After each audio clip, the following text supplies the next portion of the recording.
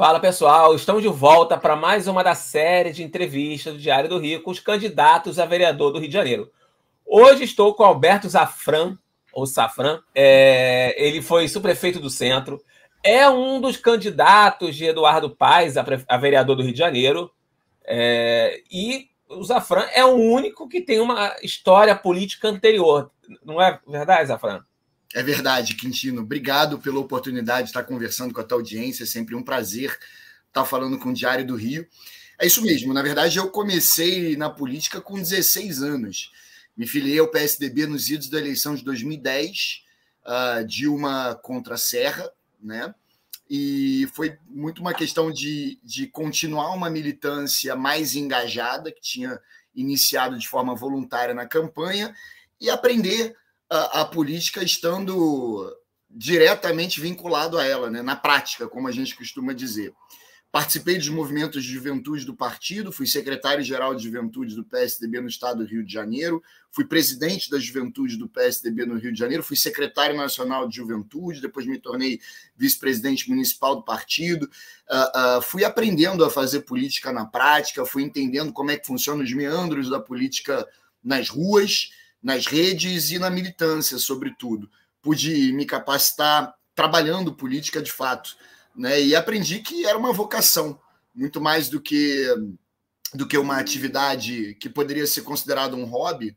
Muitos jovens acabam se envolvendo na política por hobby ou por conhecimento. Eu vi que eu tinha vocação para o negócio e enveredei pelo caminho da política, comecei a estagiar na Assembleia Legislativa muito cedo, me tornei assessor parlamentar, assessor legislativo, assessor de plenário, chefe de gabinete parlamentar, fui candidato a vereador em 2020, já na cidade do Rio de Janeiro, fiz 4.496 votos, e, enfim, foi convidado pelo Eduardo Paes para integrar o seu time, já em 2021, e me tornei secretário de integração metropolitana, virei subprefeito do Grande Centro meses depois, cargo que eu desempenhei até abril desse ano, quando eu tive que me descompatibilizar para ser pré-candidato a vereador. E como foi essa ida para o grupo do Eduardo Paes? Porque, como eu falei, você diferente dos outros candidatos dele, você já tem uma história anterior, então você já tem um passado.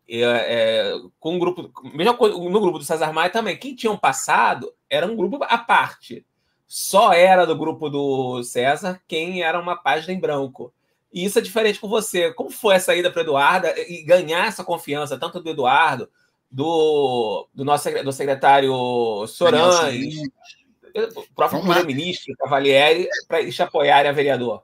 Na verdade, o Eduardo sempre foi um dos ícones da política que eu busquei seguir desde que eu entrei para a política, né? Desde que eu quis começar a militar politicamente, eu sempre vi o Eduardo como um símbolo, um exemplo positivo a ser seguido. É um político muito genuíno, muito transparente, uma personalidade que sempre se manteve firme e fiel aos seus princípios. Eduardo também começou no grupo de César Maia, mas migrou para o PSDB, que foi meu primeiro partido, chegou a ser secretário-geral nacional do PSDB, se destacou como deputado federal militando e atuando no partido. Então, também um dos motivos da escolha do PSDB foi por conta da trajetória do Eduardo, da construção da persona política do Eduardo. Eu sempre tive uma admiração muito grande por ele.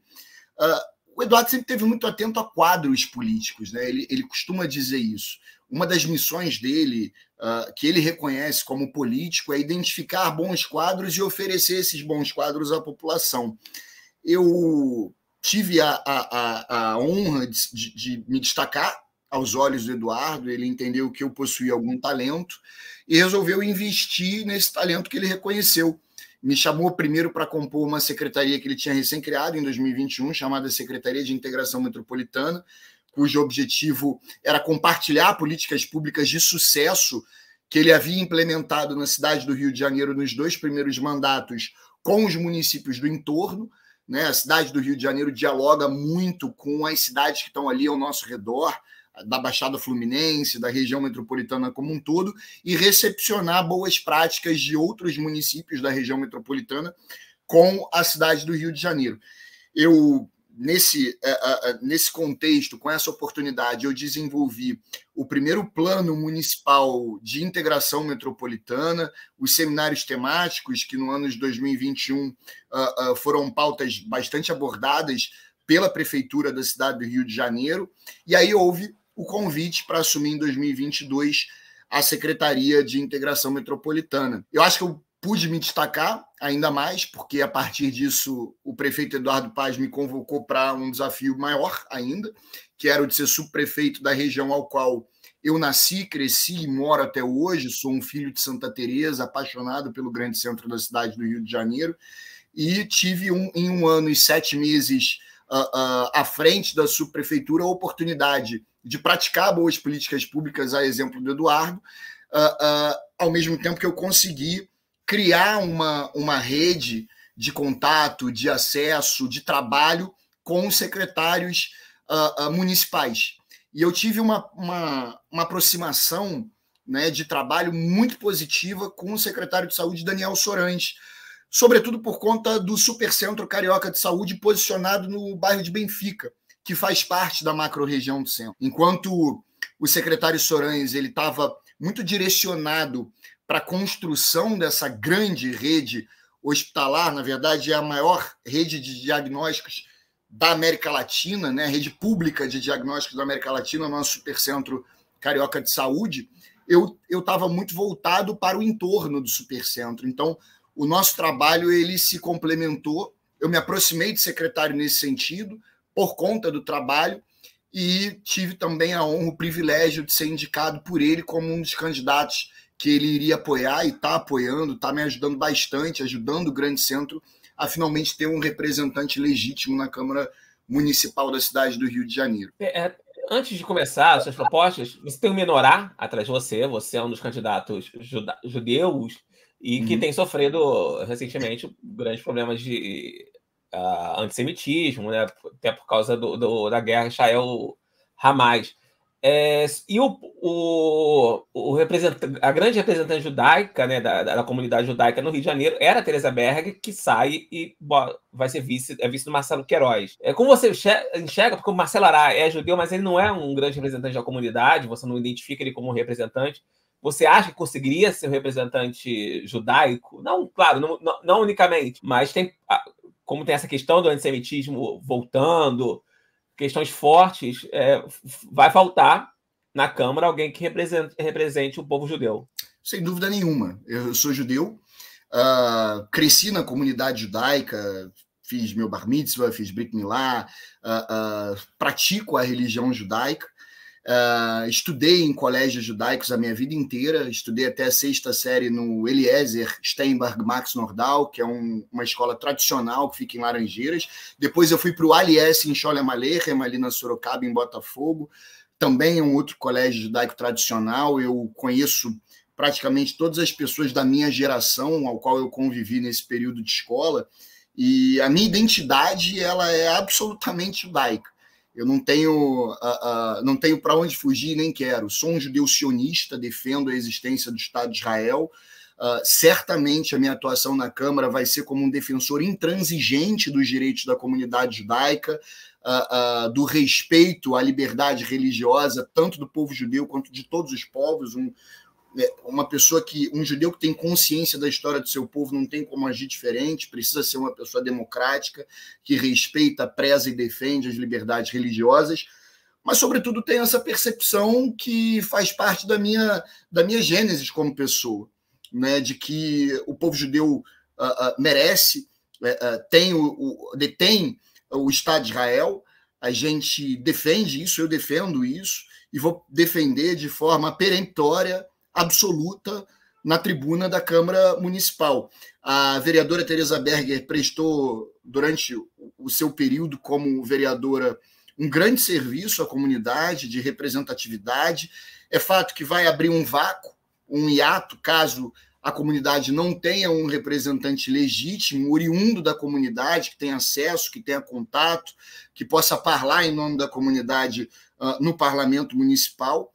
Eu tenho certeza que eu estou absolutamente qualificado para travar esse debate, tanto pela minha formação em relações internacionais, eu tenho essa percepção, essa compreensão da questão Israel-Palestina, e tenho uma posição muito consolidada de defesa do Estado de Israel, sobretudo depois desse atentado terrorista absurdo que nós sofremos, que Israel sofreu em outubro do ano passado.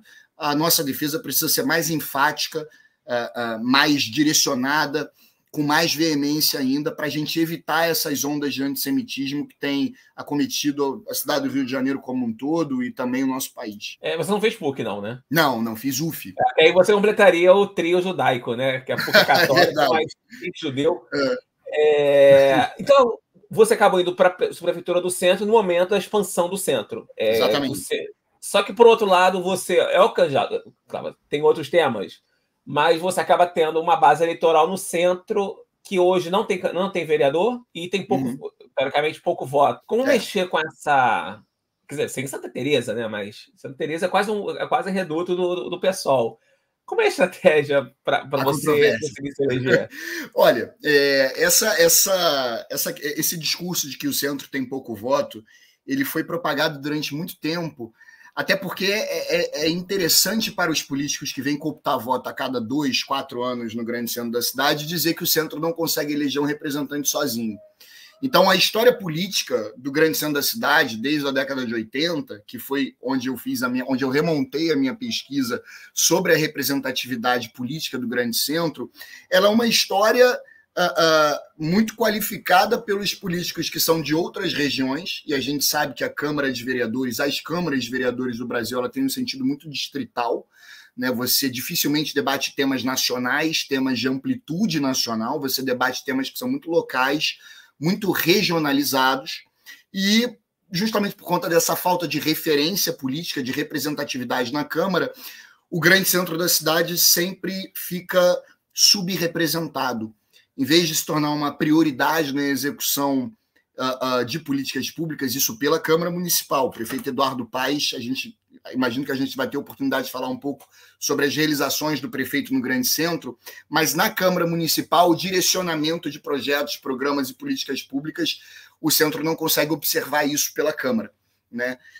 Outras regiões, como a Zona Norte, a Zona Oeste, a Zona Sul, recebem muito mais atenção dos nossos atuais vereadores, e a história da nossa Câmara tem sido assim desde sempre. Eu tenho feito uma campanha muito extensiva no grande centro da cidade, porque o meu propósito como candidato é justamente levar essa representatividade para a Câmara, né? Os moradores do Santa Teresa, Centro, Glória, Catumbi, Rio Comprido, Estácio, Benfica, São Cristóvão, região portuária, Saúde, Gamboa, Santo Cristo, Vasco da Gama, eles são sempre subrepresentados. Eles, numa ordem, numa escala de prioridade, sempre ficam na base dessa pirâmide, aguardando as oportunidades que sobram de outros espaços. E a gente quer mais, né? O morador do centro quer mais.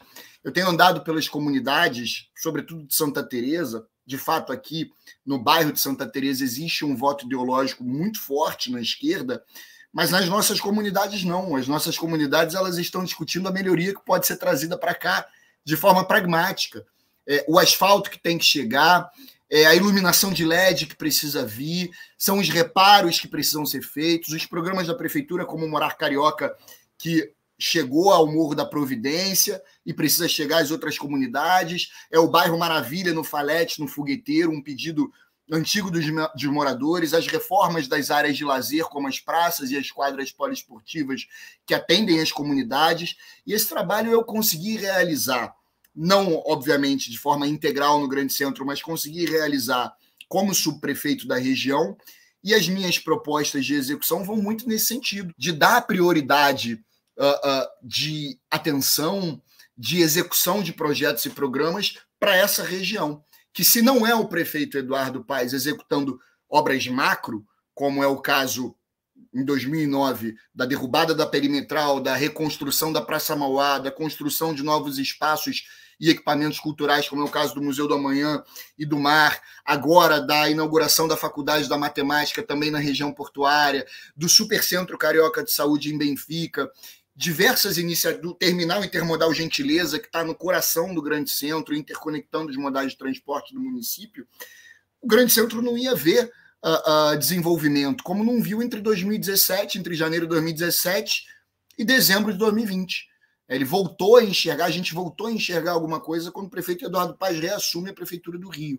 Agora, é preciso de um vereador capaz de defender com altivez e qualificação os interesses de quem mora e de quem empreende no Grande Centro. Isso também é uma coisa que compõe, qualifica a nossa candidatura, que muito me orgulha, Quintino. Eu posso dizer que a nossa candidatura ela tem se dispersado de forma muito positiva entre os moradores do centro, mas também entre os empreendedores, sejam os comerciantes, sejam os empreendedores culturais que desenvolvem festas, rodas de samba de forma ordenada e organizada no nosso Grande Centro. Então, tem sido uma candidatura democrática e dispersa pelo nosso Grande Centro. Eu tenho muita perspectiva de eleição, eu estou muito otimista com o dia 6 de outubro. Você falou agora de São Cristóvão, acho que talvez essa é a razão que São Cristóvão, para mim, era para ser um dos bairros mais valorizados do Rio de Janeiro, porque é um bairro lindo, mas está muito abandonado, assim, há algumas ações, mas ele é um bairro que é deixado de lado, talvez pela falta de representante, né? Sim, é verdade. Justamente, São Cristóvão não tem também uma referência política na Câmara Municipal.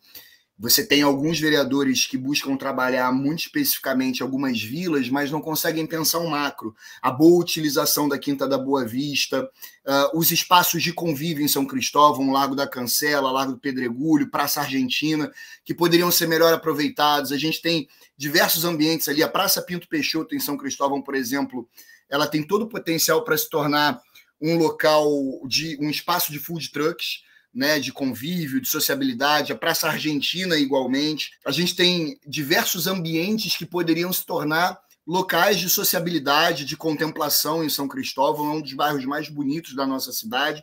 Recentemente, o prefeito Eduardo Paes incluiu São Cristóvão na lei do Porto Maravilha, incentivando a reocupação de qualidade de São Cristóvão. O terminal intermodal Gentileza, que interconecta BRT, VLT e algumas linhas municipais de ônibus, está em São Cristóvão, está na rua São Cristóvão. Então, ali muito próximo da Feira de São Cristóvão.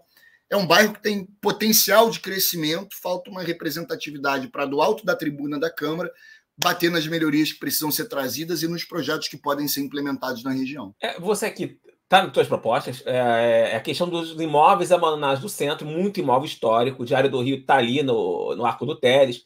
Você teve a queda do telhado da Carmen Miranda e a queda de um imóvel por abandono, de especulação imobiliária clara, né? E vão ali na Travessa do Comércio. Travessa do Comércio 19. Assim. Ali do lado da igreja Nossa Senhora da Lava dos Mercadores, de onde eu sou devoto. Mas é interessante que há muito mais imóvel abandonado por ser uma região que não teve moradia. Tem gente que você perde quem é o dono por longa tradição. Algumas pertencem a ordens terceiras da Igreja Católica. E você tem um projeto, se vereador, para ajudar a dar um fim, dar uma utilidade a esses imóveis. Como é esse projeto? Como funciona? Vamos lá. Exatamente. Enquanto subprefeito, eu realizei uma diligência que era a identificação de todos os imóveis em aparente estado de abandono localizados na região do Reviver Centro. Reviver Centro é um projeto que foi desenvolvido pelo ex-secretário de Planejamento Urbano do município, Washington Fajardo, sob a liderança, obviamente, do prefeito Eduardo Paes, no sentido de reabitar, tornar os prédios, os imóveis comerciais do centro em mistos ou residenciais, no intuito de promover a vinda de novos moradores para o centro, estimulando essa boa ocupação. E dentro dessa área demarcada pelo Reviver Centro, que era composta por 12 microáreas, a subprefeitura rodou todas as ruas dessas áreas e nós identificamos 158 imóveis em aparente estado de abandono.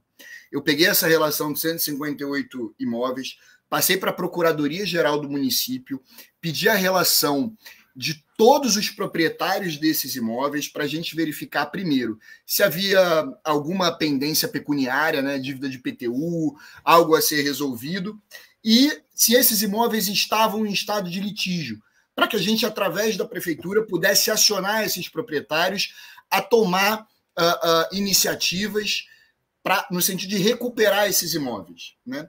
Em paralelo, o prefeito promulgou um decreto estabelecendo que a prefeitura poderia arrecadar o imóvel que tivesse sido abandonado para fazer com que esse imóvel tivesse algum sentido público, né, algum interesse público. E através desse decreto promulgado pelo prefeito, a subprefeitura pediu pela arrecadação de 4 imóveis no grande centro da cidade. Esses processos estão em andamento, né? Inclusive, você citou um que está já em estado de defesa, em fase de defesa. O proprietário do imóvel está buscando se defender. Se a prefeitura entender que a defesa não é pertinente, ela vai arrecadar esse imóvel, que é justamente da Travessa do Comércio 19, um imóvel histórico, cuja sua fachada é tombada, foi a primeira fábrica da Granado. Ela dá uma parte para 1º de março, para a Avenida 1º de Março, e a outra para a Travessa do Comércio. E houve pedido de arrecadação desse imóvel, e a gente está aguardando para ver como que se encerra esse processo. A minha proposta, como vereador, é criar uma comissão permanente para fiscalização desses imóveis, para que a Câmara possa direcionar à Prefeitura os imóveis que merecem um processo de arrecadação e de transformação em interesse público. Também aproveitando o fato de que a gente está na Câmara, podendo justamente direcionar, fazer sugestões à Prefeitura de como esse imóvel poderia ser bem utilizado de acordo com o interesse público. A minha ideia é criar essa comissão, essa é uma das ferramentas à disposição do vereador, para que a comissão possa auxiliar a Prefeitura no sentido de fiscalização, papel do vereador, e que até hoje nunca foi feito na Câmara Municipal. É interessante você citar ali, que também me tocou, que você tem imóveis abandonados históricos da extrema zona oeste ao centro, né? Na zona sul também, há imóveis históricos que estão abandonados, que mereceriam uma atenção da Câmara de Vereadores. Outro problema que não é só do centro, é claro, que tem toda a cidade, mas o centro, por ter monumentos muito antigos pela sua própria história, cracudos vão lá e pegam um pedaço e vendem para os ferro-velhos. Você tem um projeto sobre isso, você, inclusive, já levou tiro, né? Mas pegou uma chuva de balas contra um ferro-velho. Como seria esse projeto? Até porque muito ferro-velho é problema, às vezes, do Estado, né? Porque esse caso seu, você tem que ter a ajuda da PM, porque eram criminosos de arma em punho. Como ajustar isso junto com o Estado e como a Prefeitura pode fiscalizar hoje os ferro-velhos que realmente compram muita peça ilegal? Bom, de fato, como subprefeito, acho que até uma das marcas da minha atuação como subprefeito foi justamente a fiscalização a ferro-velhos clandestinos, né? Você citou, acho que esse talvez tenha sido uma das minhas primeiras fiscalizações a ferro-velho, foi, se eu não me engano, na Barão de São Félix, ali no bairro da Gamboa, muito próximo da Central do Brasil. Nós fomos fazer uma fiscalização a uma denúncia de ferro-velho clandestino ali na rua, e do lado tinha um ponto de venda de entorpecentes e de exploração de caça-níqueis, né? E aí, como nós chegamos com um aparato muito ostensivo da Prefeitura e com carros da Polícia Militar, nós fomos recebidos a tiro. O meu carro era o segundo do comboio. Eu simplesmente não sabia para onde correr, estava sem colete, sem nada, mas graças a Deus ninguém se feriu e a Polícia Militar conseguiu conter a situação muito rapidamente. A gente conseguiu apreender 11 máquinas de caça-níqueis ali naquela operação. Teve também apreensão de colete balístico, de pistola, revólver, enfim, acabou sendo um sucesso a operação, porque a gente encerrou a atividade do ferro-velho e ainda apreendemos diversos aparatos ilegais. A proposta é o Monitora Centro, né? Uma proposta que a gente desenvolveu em conjunto com alguns especialistas que trabalham no Centro de Operações do Rio, que estimula os proprietários de imóveis privados, sejam eles residenciais ou comerciais, a dividirem as suas câmaras com COR, as câmeras de segurança, de monitoramento com o COR, o Centro de Operações de Resiliência da Prefeitura do Rio de Janeiro, e, em contrapartida, ter algum benefício fiscal, seja algum abatimento no IPTU, enfim, a gente precisa analisar, observar quais são as ferramentas à disposição para estimular essa congregação de informações que pode vir da sociedade civil organizada, mas é criar esse dispositivo que possibilita ao civil dividir suas câmaras com o Centro de Operação. O Centro de Operações e Resiliência do Rio, que é o COR, ele funciona muito bem. É um dos principais equipamentos de monitoramento de segurança que a gente tem, não na prefeitura, mas no estado do Rio de Janeiro. EduCor, por exemplo, que o prefeito trabalha quando a gente tem os momentos de potenciais crises climáticas, é de lá que ele despacha, é de lá que ele coordena as operações da prefeitura. Se a gente estimular ainda mais esse equipamento, a gente vai conseguir inibir muitos desses problemas que são provenientes de pessoas em situação de vulnerabilidade, de dependentes químicos, que acabam depredando monumentos, roubando equipamentos públicos, o que a gente tem aqui na cidade do Rio de Janeiro de roubo de fio, né, semáforos apagados, porque dependentes químicos roubam esses equipamentos para revender em ferros velhos clandestinos, é muita coisa.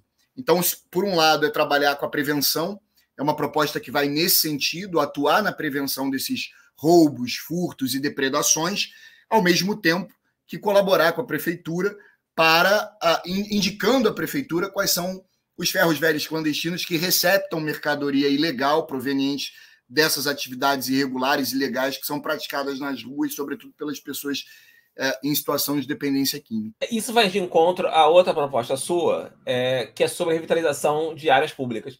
Eu quero dizer assim, a Praça 15 ela é praticamente abandonada do uso público, tem um pessoal do skate. A Praça Tiradentes vira, às vezes, um grande ponto de ônibus. Praça Paris é usada apenas em dias de eventos. Estou falando de locais belíssimos, com bom uso. Eu fico pensando, lá em São Francisco, você tem a igreja, mas também não é usado pelas pessoas apenas como passagem. Como seria esse projeto para dar a esses lugares, que nem o Jardim Jalá, em Ipanema, né? O Jardim Jalá agora tem um processo para, apesar de ter gente contra, não sei porquê, para que dê um uso a ela, que hoje é passagem local para mendigo, não tem outro uso. Sim, eu sou absolutamente a favor de iniciativas como a que aconteceram no Jardim Jalá. Você citou algumas praças públicas no centro que são excelentes exemplos de locais belíssimos que poderiam ser melhor aproveitados, mas que hoje estão em desuso. Eu tive, como subprefeito do Grande Centro, algumas experiências muito positivas. Quem frequenta hoje a Feira da Glória, aos domingos, talvez não se recorde do que ela era há 5, 6 anos atrás. A Feira da Glória sempre foi a maior feira livre da cidade do Rio de Janeiro, sem dúvida nenhuma, mas era basicamente uma feira de alimentos, de verdura, legumes, leguminosas, carnes, miúdos e peixes. Basicamente isso. Hoje, a Feira da Glória aos domingos, muito por conta da boa utilização das praças que estão ao redor da Rua Augusto Severo, da Avenida Augusto Severo, que é onde acontece a feira, é um evento na cidade do Rio de Janeiro. É um evento gastronômico, é um evento turístico, é um evento de encontro das famílias cariocas, né? Tem pessoas de todos os lugares da cidade do Rio de Janeiro que vêm acessar a Glória por conta da utilização das suas praças do entorno. A Feira Livre da Glória continua a mesma coisa, mas agora você tem uma feira gastronômica na Praça do Metrô, você tem rodas de samba acontecendo na Praça Deodoro, você tem rodas de samba acústicas acontecendo na Praça do Samba Edson Cortes, você tem a boa utilização da Praça Paris por famílias, muitas vezes por festivais e eventos que já são tradicionais na cidade do Rio de Janeiro, como é o caso da Carioquíssima, como é o caso da Feira Típica do Amanhã. Você tem a Praça do Russell, que recebe também eventos como rodas de samba. Então, uma das minhas propostas como vereador é possibilitar, melhorar, simplificar o processo de adoção dessas praças por conta das boas experiências que a gente observa de ocupação desses locais. Veja, a gente está falando, dando como exemplo a Glória. Essas praças aos domingos eram utilizadas, sobretudo, por pessoas em situação de dependência química. Foi a prefeitura e disputou esse espaço com elas e ganhou a disputa, né? Hoje esses espaços estão sendo bem utilizados. Mas diminuir essa burocracia que existe na adoção desses espaços, possibilitando a melhor ocupação deles. Inclusive, o que acontece no passeio público, né, o que vai começar a acontecer agora no passeio público, é proveniente desse esforço.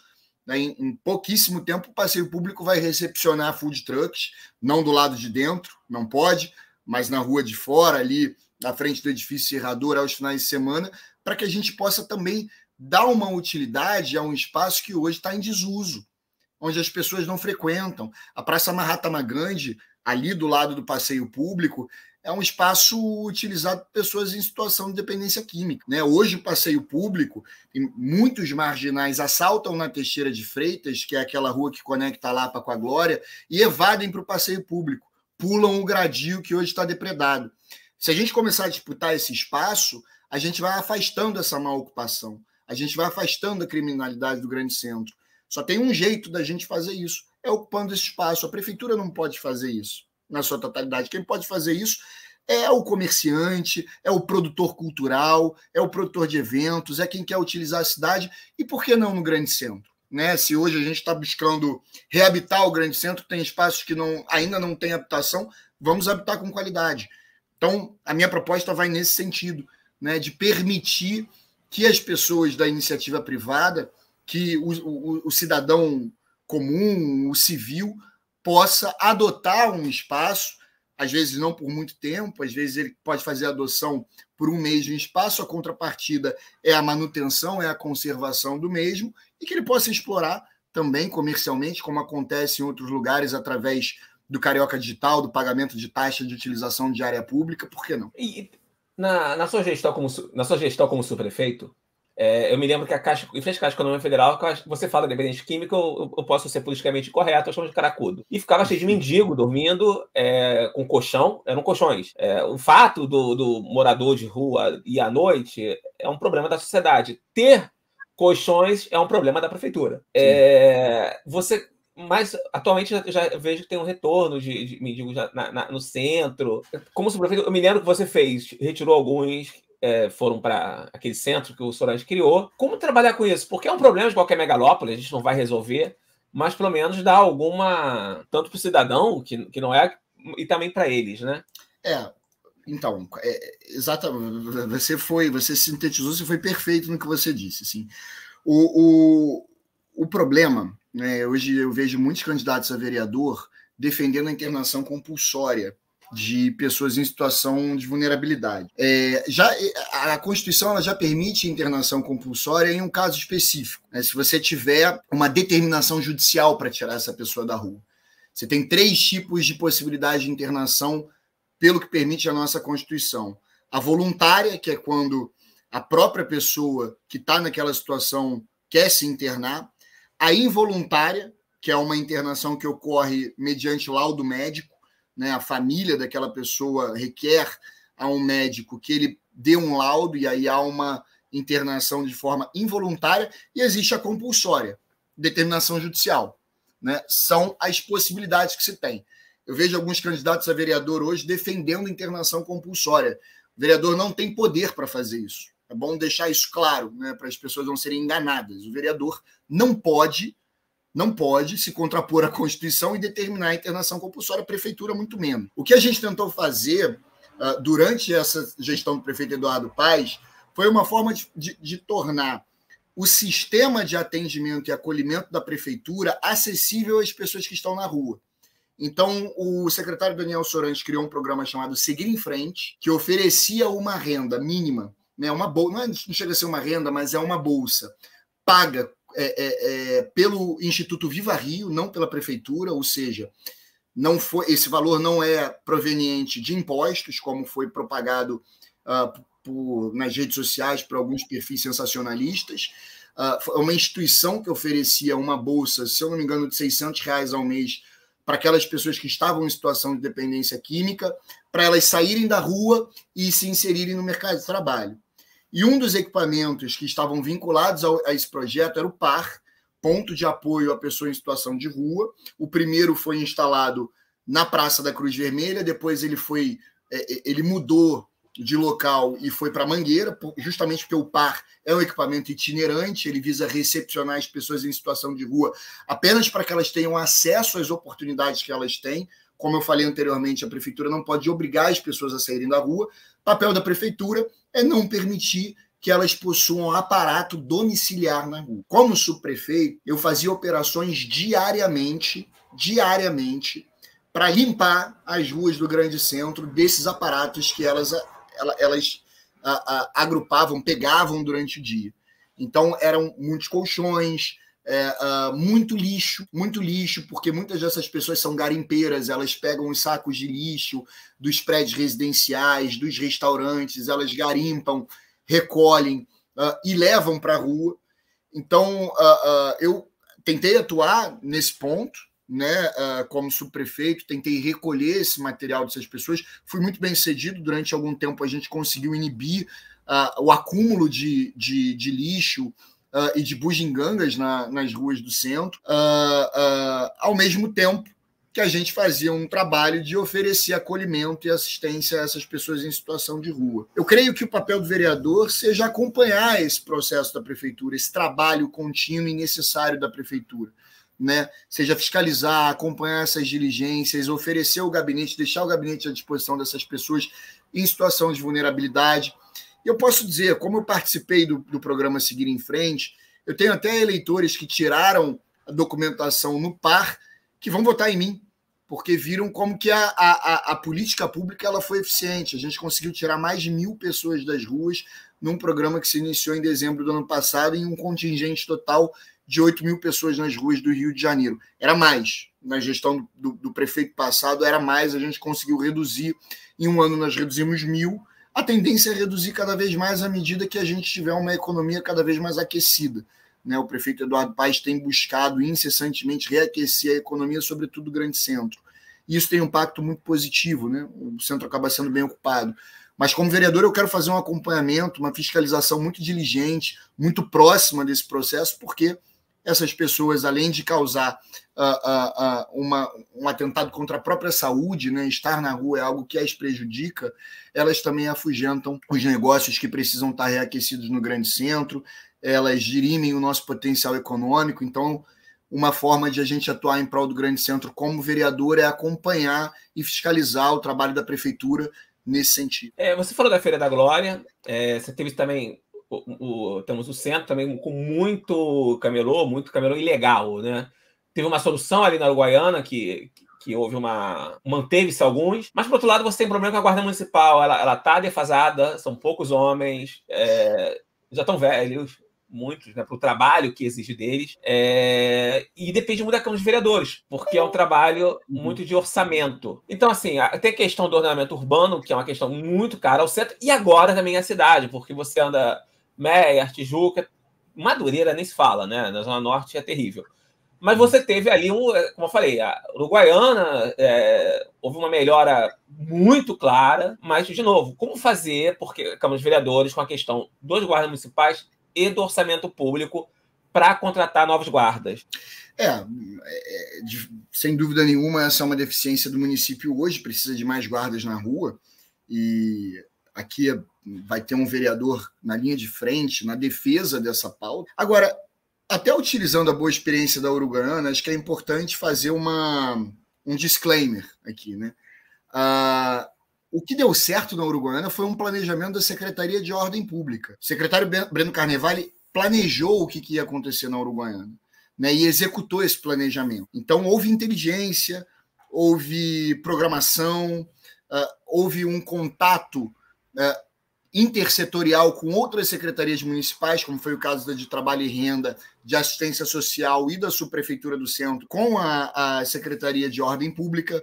Hoje, a Uruguaiana está ocupada não por guardas municipais, mas pela ordem pública. Então, uma forma da gente conseguir atuar no ordenamento público não é pura e simplesmente aumentando o número de guardas. Eu entendo que a guarda municipal ela dá um sentido mais ostensivo à segurança, ela dá aquela sensação de segurança, porque você sabe que tem um agente da lei ali presente, mas esse planejamento foi sine qua non para a gente conseguir reverter um quadro caótico que a gente tinha na Uruguaiana. Hoje, você consegue transitar, você consegue andar pela Uruguaiana, né? Coisa que você não conseguia fazer um ano atrás. Então, eu entendo que o que está acontecendo na Uruguaiana, o que aconteceu na Feira de Acari, o que aconteceu no Meier também, foi planejamento, foi execução por parte da Secretaria de Ordem Pública, e também cabe ao vereador fazer o acompanhamento desse processo, né? Então, sem dúvida nenhuma, a gente, diante do orçamento municipal, vai se debruçar sobre as possibilidades para aumentar o efetivo da Guarda Municipal, discutir a situação de trabalho desses profissionais ao mesmo tempo que a gente vai acompanhar a Secretaria de Ordem Pública, né, o planejamento da Secretaria de Ordem Pública para poder executar programas que sejam efetivos e eficientes na construção do ordenamento público e urbano da nossa cidade. Você tem uma proposta, e é interessante porque elas acabam tendo uma ligação com o centro, né? Porque a questão do ônibus, você tem uma questão do ônibus sem ar. Eu me lembro quando eu ia para a faculdade, todo ônibus não tinha ar, era no frescão. Mas hoje não dá para rodar. Alguns não tem nem como abrir a janela, né? Eu segui a Raicinha PVP nas redes sociais e ela falava, gente, eu não quero nem quero ar no ônibus, eu quero que abra a janela, eu quero que tenha suspensão. E é um problema da cidade, assim, que há anos se fala que vai resolver e você fala que vai ter fiscalização. E hoje são poucos fiscais também. Sim. Como você planeja essa solução?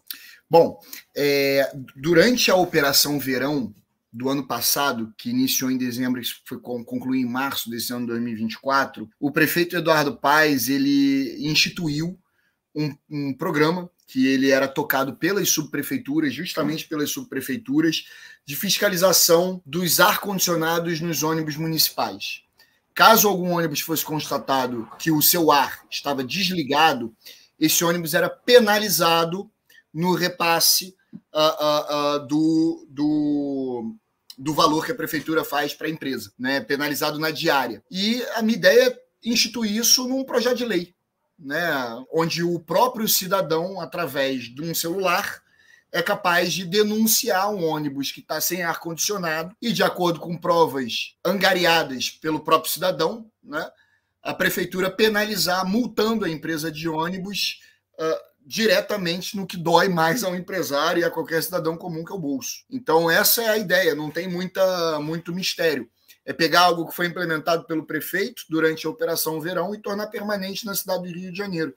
A partir disso, possibilitar ao cidadão que faça esse papel de fiscalização em conjunto. Como você mencionou, é impossível para a Prefeitura do Rio ter fiscais em todas as linhas de ônibus da cidade, né? Mas o cidadão que utiliza esse equipamento poderá fazer uma denúncia, pode ser através do 1746, a gente colocar isso, institucionalizar isso num projeto de lei, mas as empresas de ônibus serem penalizadas por estarem rodando sem ar-condicionado. Essa é a ideia. Na educação, é interessante que eu fui ver as suas propostas, você fala da construção de JETs e creches, né? Os JETs acabam tendo isso, mas na região central, e a gente esquece, você tem a Escola Municipal de Seata, que é um exemplo, mas o centro você esquece às vezes que as pessoas vão trabalhar lá e podem levar suas crianças, e você também tem moradores que às vezes não são atendidos. Você tem uma ideia do número ou quantas precisariam para atender primeiro a população do centro e depois até a população que transita, a empregada que vai trabalhar, a secretária que vai trabalhar no centro, não tem onde deixar o filho perto do trabalho? Não, exatamente. Primeiro, é bom reforçar que foram mais de 200 escolas municipais que foram transformadas em JET nessa macro-região. Primeiro, o que é JET? É bom deixar claro para quem está assistindo. JET, vamos lá, é uma iniciativa da Secretaria de Educação do município que busca qualificar os nossos alunos dentro desse âmbito tecnológico, né? A sigla JET quer dizer Ginásio Educacional Tecnológico. É estimular que esses alunos tenham mais acesso à prática de robótica, de matemática, que acaba sendo um pouco o que está em pauta no mundo inteiro, né? Os americanos, os europeus, eles investem muito nessa educação tecnológica. E o JET ele é uma transformação daquela escola municipal num ginásio educacional tecnológico que possui equipamentos, ferramentas para qualificar o aluno nesse sentido.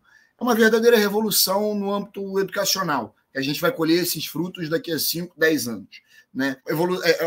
É uma iniciativa do secretário Renan Ferreirinha, que tem recebido muitos elogios dos próprios responsáveis e pais de alunos.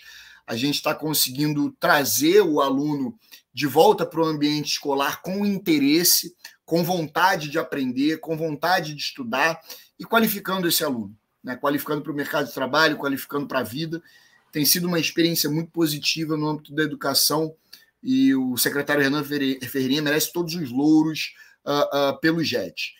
Você também diagnosticou de forma muito positiva, Quintino. Hoje, apesar do grande centro da cidade ele ter uma população reduzida, né, são um pouco mais de 300 mil habitantes no grande centro, você tem um fluxo de pessoas que frequentam o grande centro da cidade, um fluxo diário de segunda a sexta de mais de 2 milhões de pessoas, né, que estão nessa macro-região do centro. Então é preciso estimular, e aí o mandato de vereador, justamente com compromisso e identidade com o grande centro da cidade, pode ser porta-voz dessa pauta, estimular a criação e a construção de novos ginásios educacionais tecnológicos nessa região e o aumento do número de vagas em creche.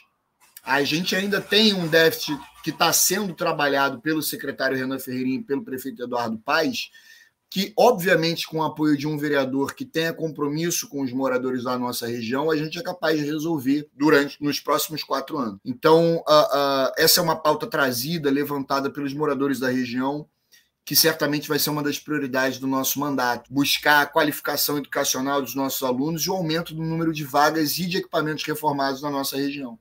Eu estou bastante otimista em relação a isso também. Interessante, você falou 300 mil habitantes, como fosse pouco. Eu entrei aqui no Gemini, né, eu uso vários inteligência artificial. Apenas 92 municípios do Brasil têm mais de 300 mil habitantes. Quer dizer, é uma senhora população que precisa ser atendida. Tem comparação com as outras regiões da cidade, a gente está falando da menor região. Mas é interessante isso. A Zona Sul tem 750 mil habitantes, a Zona Norte tem quase 2 milhões de habitantes, a Zona Oeste tem mais de 3 milhões de habitantes. Então, assim, realmente é um universo.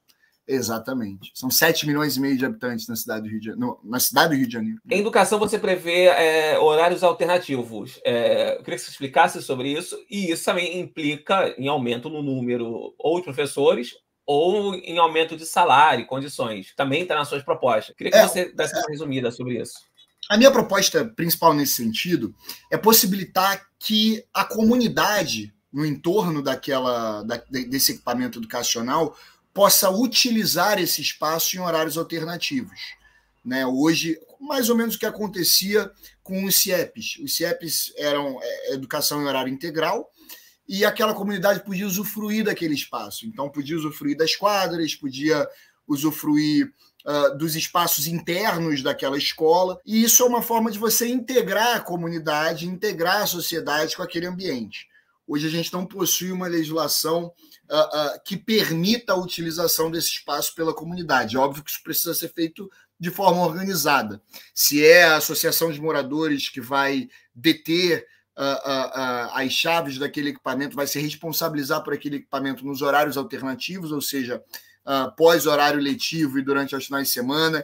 Se é alguma organização específica de pais e responsáveis de alunos que vai ser instituída para cuidar daquele espaço, isso tudo precisa ser discutido em audiências públicas e no debate do projeto de lei. Né? O parlamento é a casa do debate, é a casa do diálogo, e a gente vai fazer isso dentro da Câmara Municipal com a representatividade de pais, alunos, instituições. É assim que eu pretendo conduzir esse projeto. Mas a ideia não é ensejar custos ao município, é que as próprias pessoas que queiram utilizar o espaço organizem isso de forma voluntária e que possam utilizar. Você tem vários locais, várias comunidades cuja única quadra poliesportiva é a que tem dentro da escola, dentro do JET, dentro daquele ambiente. Então, é estimular a integração daquela comunidade com aquele equipamento municipal, permitindo que as pessoas possam fazer uso dele. E também, né, em momentos que você precise dar um curso de pré-vestibular comunitário, você possa usar as salas de aula para fazer oficinas de forma voluntária, que a comunidade ao entorno esteja habilitada para poder fazer isso. Você também tem uma questão de apoiar os alunos que têm necessidades especiais, que é um problema até em escola particular. Quantas denúncias a gente recebe que a escola não tem alguém para levar a criança que está no espectro autista, ou que não tem nem acessibilidade para pessoas com deficiência. É um problema grave em escolas particulares, estou falando de escolas que são até caras. Como você vê isso para o município, para estar dando suas propostas? Primeiro, ser mais um gabinete, um mandato à disposição de mães, pais responsáveis por crianças que têm espectro autista ou padecem de alguma necessidade especial. Né? Eu acho que se a gente puder ter 51 mandatos que tenham esse compromisso, nesse sentido, a gente consegue referenciar cada vez mais essa população que muitas vezes é desassistida. E também acompanhar a Secretaria de Educação, não apenas fiscalizando, mas propondo iniciativas no intuito de atender esses pais, esses responsáveis, de forma mais diligente, de forma mais eficiente.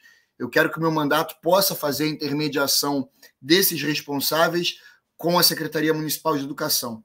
Enquanto subprefeito, eu fui acionado diversas vezes por vários responsáveis de crianças com espectro autista pela falta de um instrutor, né, de uma pessoa habilitada para poder fazer aquele acompanhamento, muitas até no âmbito estadual, né? Como a maioria da população não sabe diferenciar essas funções, que muitas vezes são confusas, né? Não sabem até onde vai a responsabilidade do município, até onde vai a responsabilidade do Estado. Eu fui muito acionado por responsáveis de crianças em espectro autista também no sentido de buscar instrutores no âmbito estadual. E eu quero poder continuar fazendo isso como vereador, né? Possibilitando essa intermediação, atuando em prol desses responsáveis e desses alunos. É mais ser uma referência do que uma proposta, de fato, porque a prefeitura, dentro das suas limitações e possibilidades, ela já atua no sentido de atender muito bem essas crianças. Mas ser mais um porta-voz, ser mais uma pessoa na linha de frente, na defesa desses responsáveis e dessas crianças.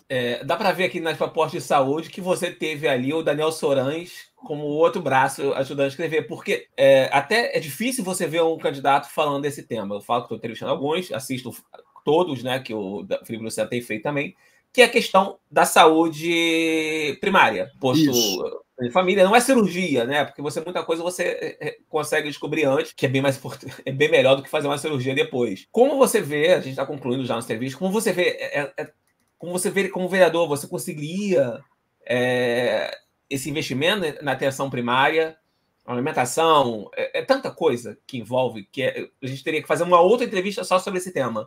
Sim, então, o ideal seria ter um resumo. Não dá para fazer uma entrevista de 1 hora para tratar de saúde. Impossível. Então, eu queria que você resumisse. Vamos lá. Durante as conversas da pré-campanha com o secretário Daniel Sorães, eu pude ter dimensão de diversas dificuldades que a gente tem no âmbito municipal, né, em referência à questão de saúde pública.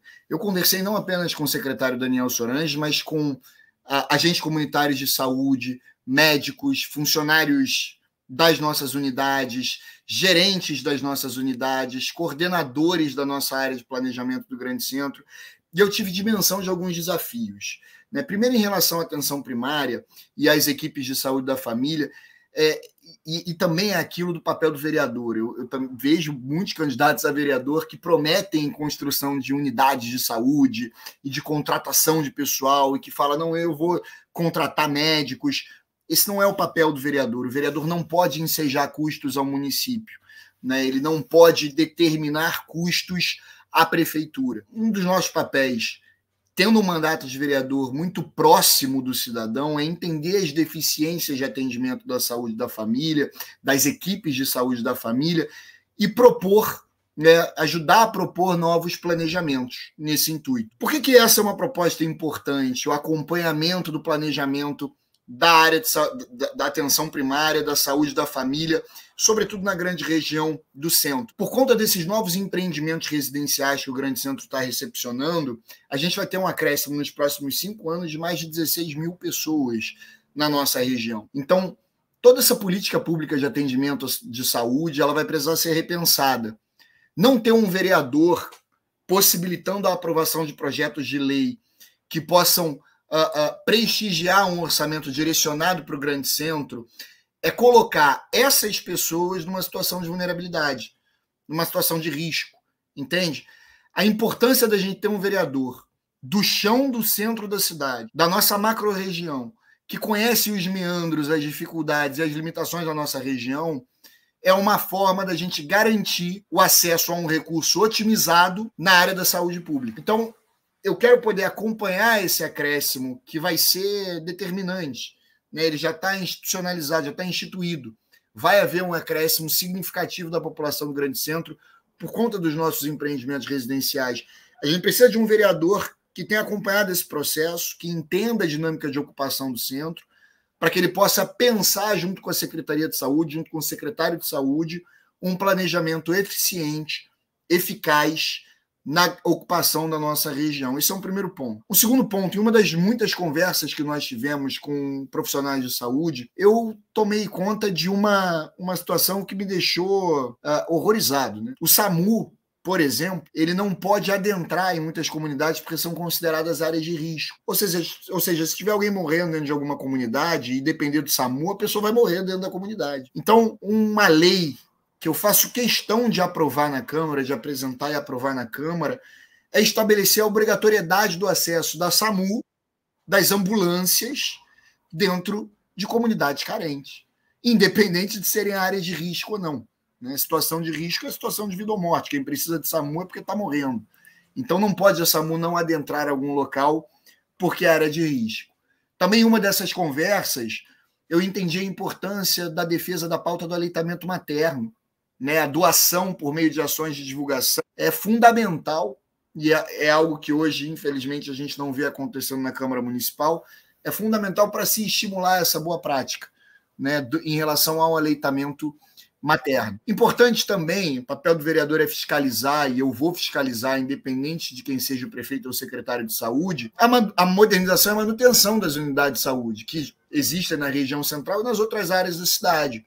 Né, possivelmente indicando ao secretário de saúde quais que precisam de reformas estruturantes ou de pontos de modernização. Também é papel do vereador, de um gabinete de um vereador atuante, recepcionar as reclamações do cidadão, justamente no sentido de qualificar o atendimento dessas unidades de saúde. Trabalhar, obviamente, com a prefeitura para ampliar a oferta de serviços especializados, isso é importante, exames de diagnóstico, a gente já tem o Supercentro Carioca de Saúde, que faz muito bem esse papel, mas tendo um vereador da área, até do próprio Supercentro, pode ajudar a acelerar esse processo de chamada do CISREG e da obtenção de diagnósticos.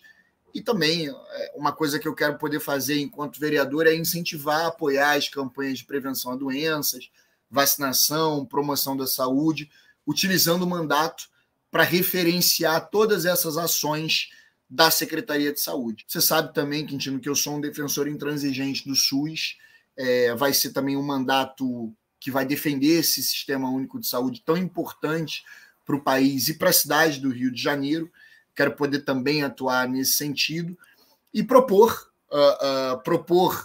na Câmara Municipal o vínculo com instituições privadas, da Prefeitura com instituições privadas, de forma a capacitar ainda mais os nossos profissionais de saúde municipal, né? Fazer esse papel, esse trabalho de intermediar o profissional da saúde, a prefeitura, o servidor da prefeitura, com instituições privadas, possibilitando que ele possa se qualificar cada vez mais. Safran, eu quero agradecer muito a entrevista. Já estamos chegando aqui 1 hora, que acho que é meio até um tempo médio que eu tenho feito. Lembrar que o Diário do Rio tem feito entrevista com uma série de candidatos e vereadores, e aquilo, de repente, você não se sente representado pelo que o Safran falou, questão de saúde, educação e centro. Mas você tem um amigo que trabalha na região do centro, ou que mora na região do centro, você pode falar, olha, esse candidato acho que é bom para você. É o que eu faço. Eu tento escolher os candidatos de acordo com o sabor, com o paladar dos meus amigos. Olha, eu não queria estar no seu lugar, Quintino, porque o que você tem de amigo conhecido, pessoas que você admira que são candidatos, não está no gibi. Não, é uma loucura. Mas eu falo, olha, eu vou votar em tal. Hoje eu devo fazer um vídeo sobre quem eu vou votar e em quem eu gostaria de votar, porque infelizmente só posso votar uma vez. Mas é importante, porque nem todo mundo vai falar, não, eu quero o candidato da Jacarepaguá. E aqui eu já citaria Thalita Galhardo. Mas você tem candidatos que são importantes para o centro, para pautas de urbanismo. O Safran, na minha opinião, é um candidato muito importante, é um vereador muito importante para o centro. Então, muito obrigado, Safran, aí, pela participação. Eu que agradeço, Quintino. Para mim, uma oportunidade incrível poder mais uma vez estar conversando com a tua audiência. Sou leitor assíduo do Diário do Rio. Fico muito feliz em poder participar dessa série de entrevistas e, mais uma vez, me colocar pessoalmente à disposição sempre que você quiser trazer um debate sobre o grande centro da cidade, sobre a política na cidade do Rio de Janeiro, conta comigo, que é uma satisfação pessoal poder estar conversando com você e com a tua equipe. Então, muito obrigado, gente. Lembrando, tem uma agenda de campanha e continuamos com as entrevistas. Então, compartilhe, comente e siga o Diário do Rio. Até a próxima. Até mais.